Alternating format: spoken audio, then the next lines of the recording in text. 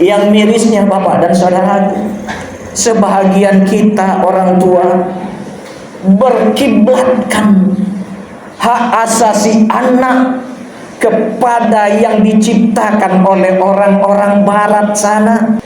Hak asasi anak dilambangkan sebagai sebuah kebebasan.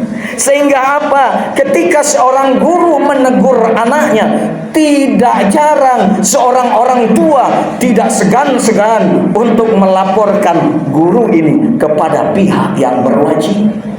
Yang miris lagi kemarin Pak, bagaimana gebrakan yang dilakukan oleh gubernur Provinsi Jawa Barat sana.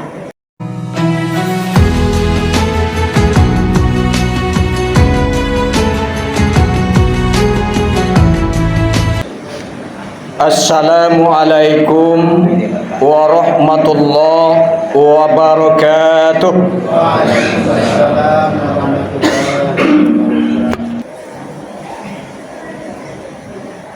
Alhamdulillahillazi an'amana bi ni'matil iman wal islam. Asyhadu an la ilaha illallah wahdahu la syarikalah wa asyhadu anna Muhammadan abduhu wa rasuluh sallallahu alaihi wasallam la nabiyya ba'da. Allahumma fasholli ala Muhammad wa ala alihi wa ashabihi ajma'in, amma ba'du. Faya ibadallah, usikum wa iyaya bittaqwallah faqad fazal muttaqun. Ittaqullaha haqqa tuqatih wa la tamutunna illa wa antum muslimun. Qala Allah Ta'ala fil Qur'anil Karim, na'udzubillahi minasyaitonir rajim. Bismillahirrahmanirrahim. La yanalallahu lahumuha wa la dima'uha walakin yanaluhu taqwa minkum. Kadzalika sakhara lakum litukabbirullaha ma hadakum wa basyiril muhsinin.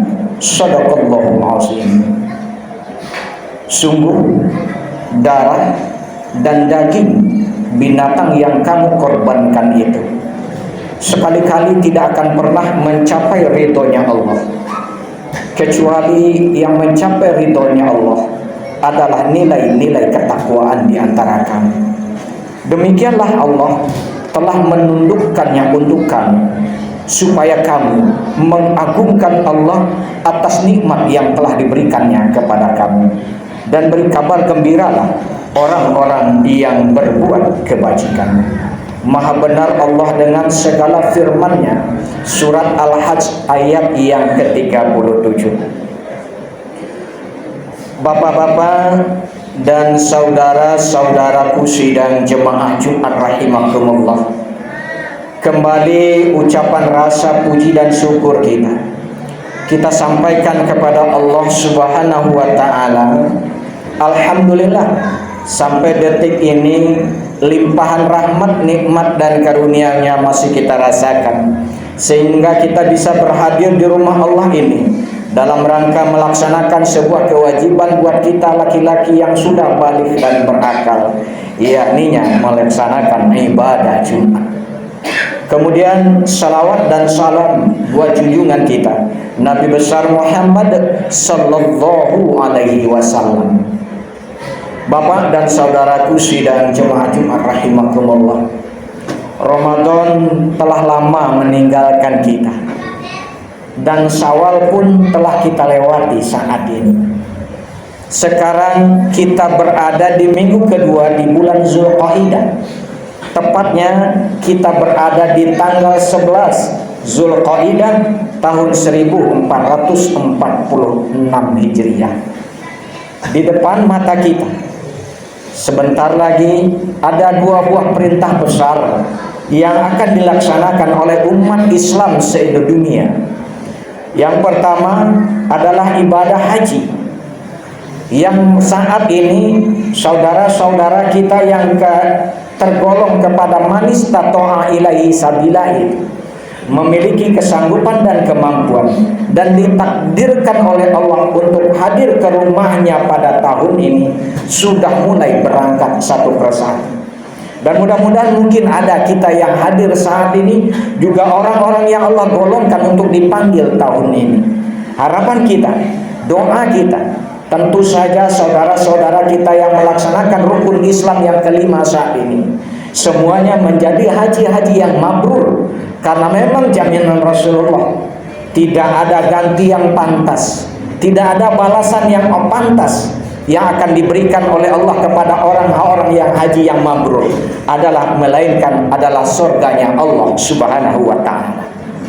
Kemudian Bapak dan Saudara, di depan mata pula juga ada suatu ibadah yang juga dilaksanakan oleh umat Islam seluruh dunia, yakninya melaksanakan ibadah kurban. Yang dalam dalil surat Al-Kautsar kita sudah mengetahui satu persatu sama lain. Apa kata Allah? Inna a'tainakal kautsar fasholli li rabbika wanhar. Sungguh sudah cukup banyak nikmat yang aku berikan kepadamu. Maka Allah cuma minta dua, Pak. Fasholli li rabbika wanhar. Salatlah kamu dan berkorbanlah kamu. Bapak dan saudaraku sidang jemaah Jumat rahimakumullah. Dua rentetan tadi, ibadah haji kah namanya, ibadah kurban kah namanya, itu segala sesuatu adalah napak tilas dari perjalanan sejarah Nabiullah Ibrahim dengan anaknya Nabiullah Ismail alaihissalam.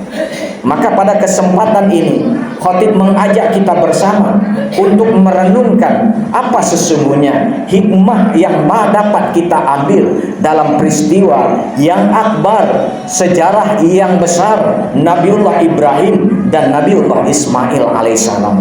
Bapak dan saudara, pertama Bapak dan saudara mengajarkan kepada kita, hendaknya kita sanggup menyiapkan, mampu menggodok, mampu mempersiapkan generasi-generasi yang tangguh, generasi-generasi yang mau patuh dan taat kepada Allah, patuh dan taat kepada kedua orang tuanya.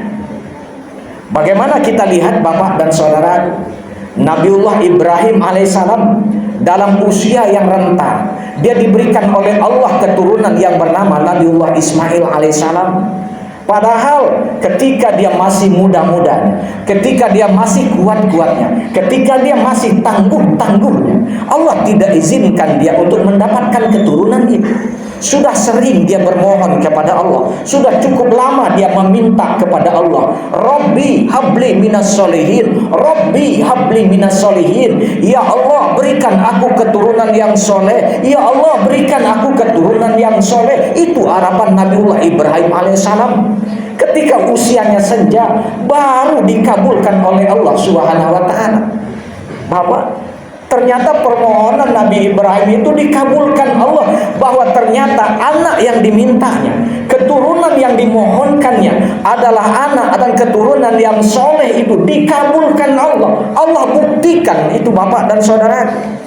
Ketika Nabiullah Ismail alaihissalam berumur masih dalam usia remaja, ada yang mengatakan, ulama mengatakan antara 10 sampai 15 tahun. Maka ketika itu sang ayah bermimpi bahwa ayahnya menyembelih anaknya Ismail itu. Dan kisah ini dinukilkan Allah di dalam surat As-Saffat ayat yang ke-99 sampai ke-113.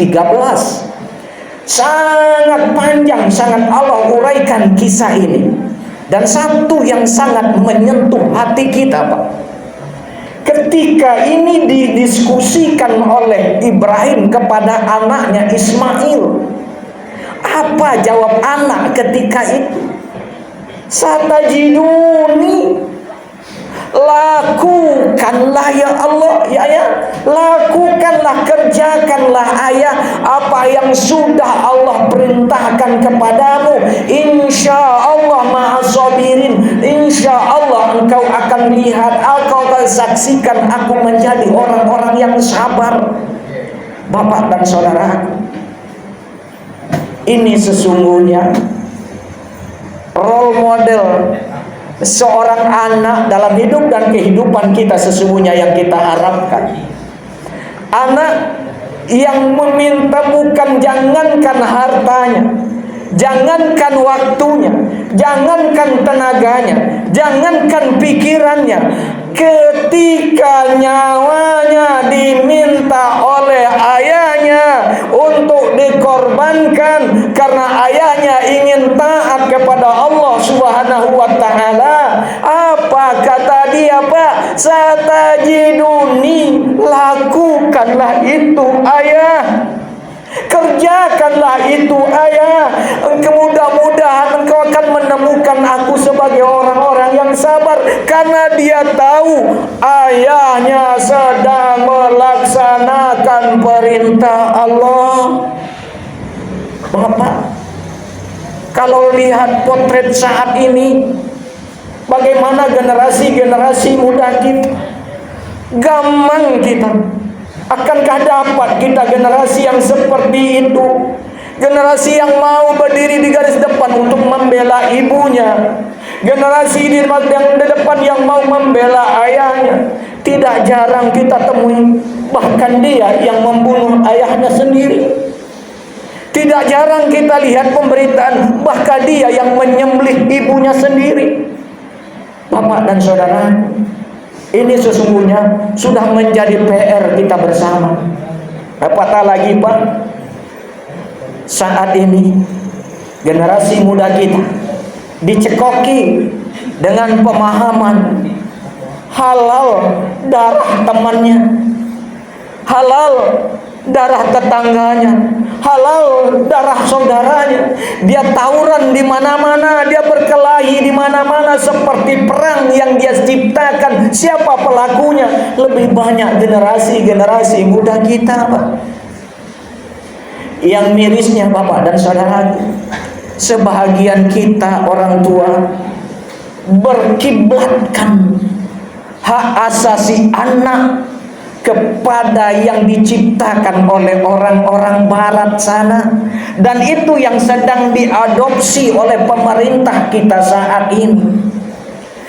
Hak asasi anak dilambangkan sebagai sebuah kebebasan, sehingga apa? Ketika seorang guru menegur anaknya, tidak jarang seorang orang tua tidak segan-segan untuk melaporkan guru ini kepada pihak yang berwajib. Ketika seorang ayah membentak, melarang anaknya untuk tidak berbuat kemungkaran, melarang anaknya keluar rumah, kadang-kadang tak jarang pula di antara kita yang melihat itu adalah pelanggaran hak asasi anak. Bapak, yang miris lagi kemarin, Pak, bagaimana gebrakan yang dilakukan oleh Gubernur Provinsi Jawa Barat sana, yang mencoba minimalisir kejadian-kejadian seperti sudah bangsa kanibal anak-anak kita. Sesudah generasi-generasi yang haus darah anak-anak kita, lalu dia bina, dia perintahkan kepada dia buat sebuah kebijakan, dia berikan kepada barak-barak militer. Bapak dan saudara, ini sesungguhnya role model. Namun apa kepada orang-orang tokoh-tokoh yang berdiri di balik garis belakang bahwa itu pelanggaran hak asasi anak? Apa?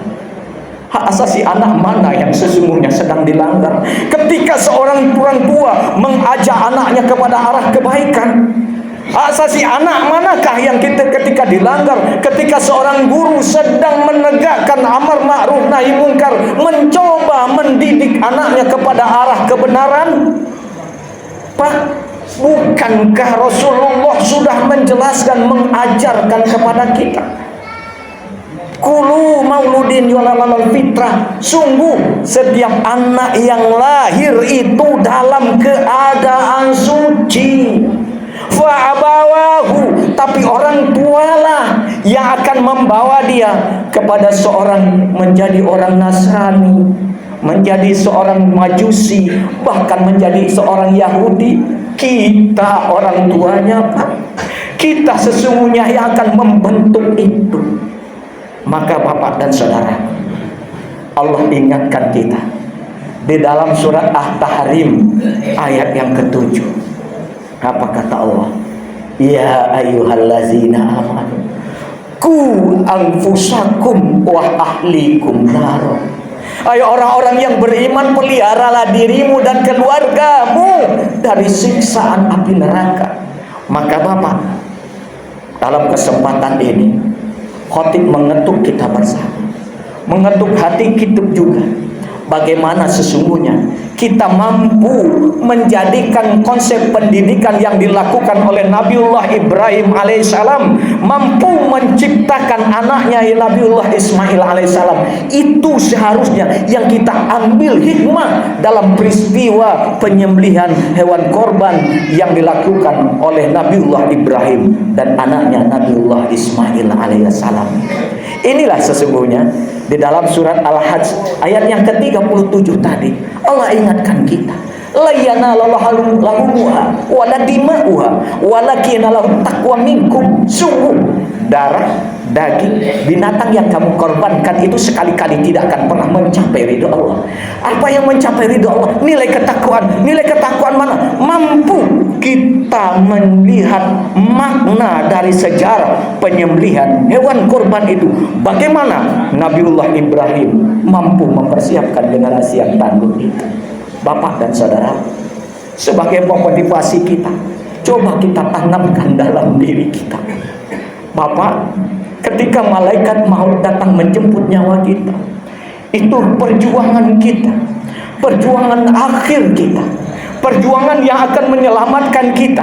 Mau kemana kita? Mau ke surgakah kita? Mau ke nerakakah kita? Karena di akhir hayat cuma dua golongan manusia, ada yang husnul khatimah, ada yang su'ul khatimah. Baik di akhir hayat, buruk di akhir hayat.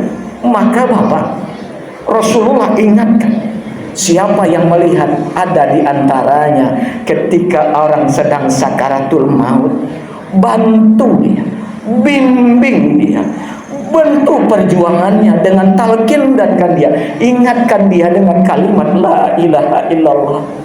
Tanamkan dalam diri kita, hendaknya anak yang kita sayangi itu, anak yang kita bangga-banggakan itu, anak yang kita besarkan itu, dia berdiri di garis depan, ayahnya nampak akan sakaratul maut, ibunya nampak akan sakaratul maut, dia yang bisikan, ayah ucap la ilaha illallah, ibu ucap la ilaha illallah.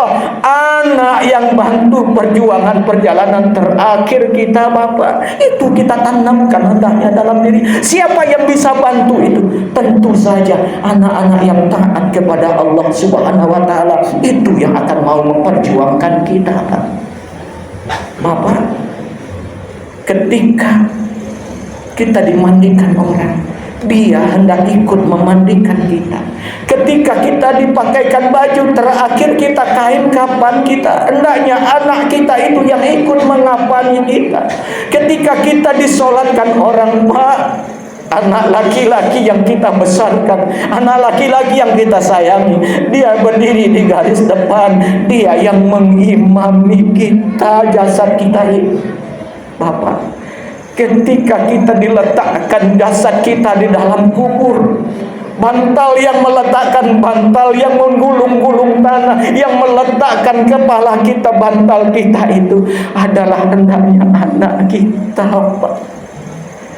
Dan Bapak, ketika kita mampu ciptakan generasi yang tangguh, ketika kita mampu menciptakan generasi seperti Nabiullah Ismail alaihissalam, minimal dia menjadi anak-anak yang memang taat dan patuh kepada Allah. Jaminan Rasulullah, Pak, iza mata ibnu Adam yang qata amalihi illa min salasin. Jika mati anak cucu Adam akan terputus segala amal ibadah kecuali 3 hal. Allah tidak akan pernah putus-putuskan. Salah satunya adalah wawalidun solihan yad'ulah, anak yang soleh yang mendoakan kedua orang tuanya ketika kita tidak bisa sholat lagi. ketika kita tidak bisa puasa lagi, ketika kita tidak bisa zakat lagi, ketika kita tidak bisa berbuat kebaikan di dunia ini, karena kita sudah berada di alam barzakh. Kita tinggalkan anak yang tangguh, ketika tinggalkan anak yang soleh, insya Allah Bapak dan saudaraku, setiap lantunan doanya, setiap permohonannya akan Allah sampaikan kepada kita. Fattabi'u ya ulil absar la'allakum turhamun.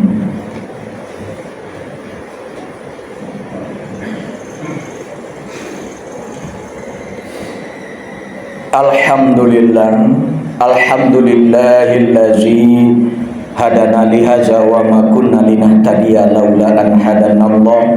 Asyhadu an la ilaha illallah wahdahu la syarikalah wa asyhadu anna Muhammadan abduhu wa rasuluh sallallahu alaihi wasallam la nabiyya ba'da.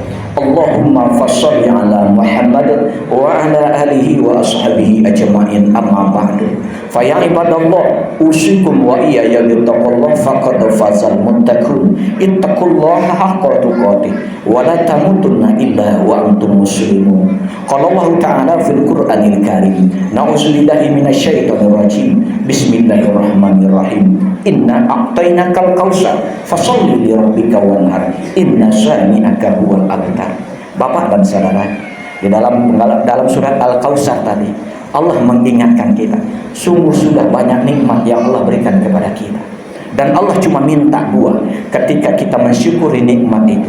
Fasholli li rabbika wanhar, salat dan berkurbanlah kamu. Bapak dan saudara, penyembelihan hewan kurban dilaksanakan pada tanggal 10 dan hari-hari tasyrik sesudahnya, 10, 11, 12 dan 13 Zulhijjah. Apa maknanya Bapak dan saudaraku? Sesungguhnya kita diwajibkan untuk itu. Satu kegampangan Pak, ketika kita memiliki kesanggupan, ketika kita memiliki kemampuan, tidak kita sembelih hewan kurban di hari raya Idul Adha atau hari tasriknya nanti. Apa kata Rasulullah? La iya korobah musallana, jangan sekali-kali pernah kamu mendekati sholat id kami, kata Rasulullah. Artinya apa Pak? Orang yang mampu berkorban di hari raya nanti namun dia tidak berkorban, Rasul marah. Jangan pernah kamu sekali-kali mendekati sholat id kami. Karena apa? Karena dia tidak tahu bagaimana keutamaan sesungguhnya, kembalinya kepada dia juga Pak. Apa kata Rasulullah Pak? Setiap helai bulu yang binatang yang kita sembelih itu, satu helai bulunya satu kebaikan untukmu. Berapa helai bulu binatang ternak itu yang kita sembelih, lawalam bisawab. Kapan Allah bayar? Kapan Allah berikan Pak? Ketika darah binatang korban itu belum sempat menyentuh tanah, Allah kontan akan memberikan itu kepada kita. Sehingga kita lihat Pak, tidak ada orang yang berkorban itu bangkrut dia. Berapapun binatang yang dia korbankan, tidak ada yang bangkrut. Janji Allah dan janji Rasul itu adalah benar. Bagaimana kita mampu memanfaatkan itu? Innallaha wa malaikatahu yushollu 'alan nabi ya ayyuhallazina amanu shollu 'alaihi wa sallimu taslima. Allahumma sholli 'ala Muhammad wa 'ala ali Muhammad kama sholaita ala Ibrahim wa ala ali Ibrahim wa barik ala Muhammad wa ala ali Muhammad kama barakta ala Ibrahim wa ala ali Ibrahim fil alamin innaka Hamidum Majid. Allahumma ighfirlil muslimina wal muslimat wal mu'minina wal mu'minat al ahya'i minhum wal amwat innaka qaribun mujibud da'wat wa ya qadiyal hajat ya mujibus sailin bi rahmatika ya arhamar rahimin. Rabbana zalamna anfusana wa illam taghfir lana wa tarhamna lanakunanna minal khasirin. Rabbana hab lana minas solihin. Rabbana hab lana minas solihin. Rabbana hab lana minas solihin. Rabbana hab lana min azwajina wa zurriyatina wa qurrata a'yun waj'alna lil muttaqina imama. Rabbana la tuzigh qulubana ba'da is hadaitana wa hab lana min ladunka rahmah innaka antal wahhab. Rabbana atina fid dunya hasanah wa fil akhirati hasanah wa qina azabannar. Ibadallah, innallaha ya'muru bil-'adli wa itazil qurba wa yanha 'anil fahsya'i wal munkari wa ya'izukum la'allakum tadhakkarun.